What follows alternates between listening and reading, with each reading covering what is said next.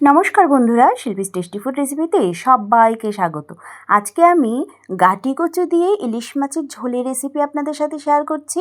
এভাবে বানালে খুবই টেস্টি হয়ে থাকে রেসিপিটা। তো চলুন দেখে নিই আজকে আমার এই রেসিপিটা। তার জন্য কড়াইয়ে জল দিয়ে তার মধ্যে গাটি কচু দিয়ে দিলাম। আমি ভালো করে ধুয়ে অর্ধেক করে নিয়েছি কচুগুলো। এবার হালকা সেদ্ধ করে নেব। কচুগুলো সেদ্ধ হতে হতেই আমি এখানে ইলিশ মাছ নিয়েছি 4 পিস। মাছগুলোতে নুন হলুদ মাখিয়ে নেব। হাফ চামচ থেকে একটু কম পরিমাণে নুন দিয়ে দিলাম আর হাফ চামচের মতো হলুদ গুঁড়ো দিয়ে দিলাম। হলুদ আর নুনটাকে ভালো করে মাছের সাথে মিশিয়ে নিচ্ছি। মিশিয়ে নিয়ে মাছটাকে সাইডে রেখে দিয়ে আমি একটা মশলা রেডি করে নেব। আমি শিলনোড়ায় মশলাটাকে বেটে নেব। তার জন্য 1 চামচ পরিমাণ সর্ষে আর দিয়ে দিচ্ছি 2টো শুকনো লঙ্কা, দিয়ে দিচ্ছি 2টো কাঁচা লঙ্কা। এবার হাতে একটু জল নিয়ে দিয়ে এগুলোকে আমি পেস্ট করে নেব।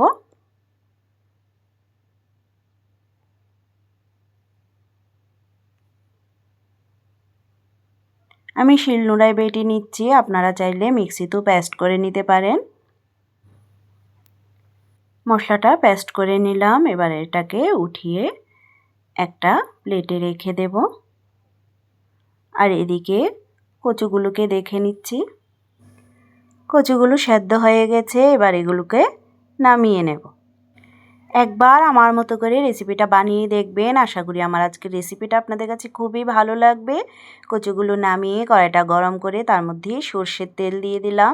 তেলটা গরম হয়ে গেলে তাতে কচুগুলোকে দিয়ে দিচ্ছি। কচুগুলো ভেজে নেব হালকা করে। কচুগুলো দিয়ে তার মধ্যে আমি পরিমাণ মতো নুন আর হলুদ গুঁড়ো দিয়ে দিচ্ছি। মিশিয়ে নেব।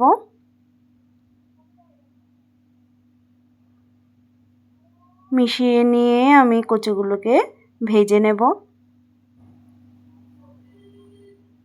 2-3 মিনিট টাইম লাগবে কচুগুলো ভাজা ভাজা হতে হতে। উল্টে পাল্টে কচুগুলোকে ভেজে নিলাম।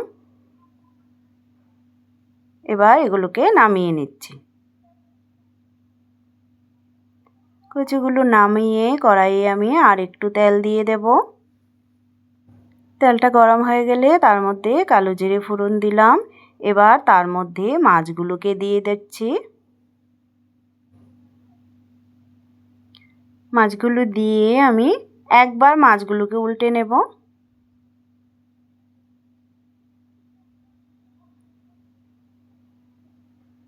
একবার মাছগুলো উল্টে নিয়ে যে মশলাটা পেস্ট করে রেখেছিলাম মশলাটাকে তার মধ্যে দিয়ে দিচ্ছি। মশলাটা দিয়ে আরেকবার মাছগুলোকে উল্টে নিচ্ছি। আরেকবার মাছগুলো উল্টে নিয়ে আমি জল দিয়ে দিচ্ছি তার মধ্যে। ঝোলটা আপনারা আপনাদের পরিমাণ মতো দেবেন, যে যতটুকু ঝোল পছন্দ করেন সেই অনুযায়ী দেবেন। মাছগুলো সেদ্ধ হবে, তার মধ্যে গাটি কচুও পড়বে, তার জন্য আমি এটুকু ঝোল দিলাম। এবার তার মধ্যে ভাজা কচুগুলোকে দিয়ে দিচ্ছি। এবার মিশিয়ে নেব সব কিছু হালকা করে।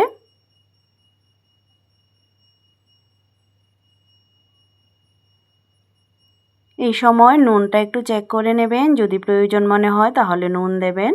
আমার নুন দেওয়ার দরকার নেই, আগে ভাজার সময়ও মাছের মধ্যে আর গাটি কুচিতে আমি নুন দিয়েছি, তাই আর নুনের দরকার নেই। কাঁচা লঙ্কা দিয়ে 5 মিনিটের জন্য ঢাকা দিয়ে রেখে দিচ্ছি। 5 মিনিট পর ঢাকনাটা খুলে আর একটু নেড়ে নেব। নেড়ে নিয়ে আমি 1 থেকে 2 মিনিট এটাকে আর একটু রান্না করে নেব। একদমই রেডি হয়ে গেছে আমাদের গাটি কচু দিয়ে ইলিশ মাছের ঝোল। এবার নামিয়ে সার্ভ করে দিচ্ছি। তো আমার আজকের রেসিপিটা যদি আপনাদের কাছে ভালো লেগে থাকে তাহলে ভিডিওটিতে একটা লাইক করবেন। নতুন বন্ধুদের কাছে চ্যানেলটা সাবস্ক্রাইব করার অনুরোধ রইল। দেখা হচ্ছে নেক্সট ভিডিওতে। সবাইকে ধন্যবাদ।